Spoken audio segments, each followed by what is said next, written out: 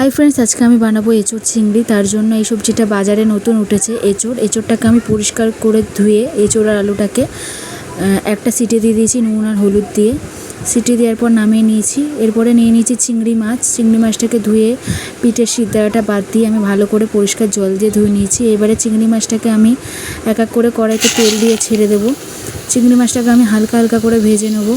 ভেজে নেওয়ার পরে সামান্য পরিমাণে দিয়ে দেবো নুন আর দিয়ে দেবো সামান্য পরিমাণে হলুদ গুঁড়ো দিয়ে আবারও আমি চিংড়ি মাছটাকে ভালো করে ভেজে নেব, লাল লাল করে কড়া করে। চিংড়ি মাছটাকে আমি ভেজে তুলে নিয়েছি একটা পাত্রের মধ্যে। আবারও কড়াইতে তেল দিয়ে দেবো ফোড়ন, তেজপাতা, দারচিনি, এলাচ, লবঙ্গ, শুকনো লঙ্কা দিয়ে আমি মিক্সিতে আগে থেকে পেস্ট করে রেখেছিলাম আদা, রসুন, টমেটো আর পেঁয়াজ, সেটাকেই আমি এখানে কড়াইতে দিয়ে দিয়েছি। দিয়ে ভালো করে মশলাটাকে ভেজে নেব।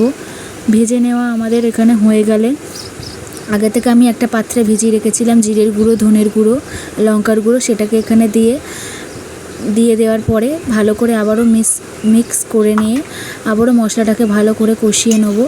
কষানো হয়ে গেলে দিয়ে দেবো সামান্য পরিমাণে নুন, সামান্য পরিমাণে হলুদ দিয়ে এখানে আমি চিনিও দিয়েছিলাম, সেটা আমি স্কিপ করে গেছি।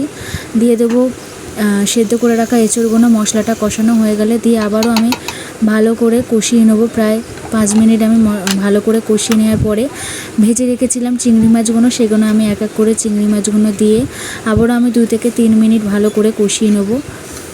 আমাদের এঁচোড়টা ভালো করে কষানো হয়ে গেলে দিয়ে দেবো সামান্য পরিমাণে গরম জল।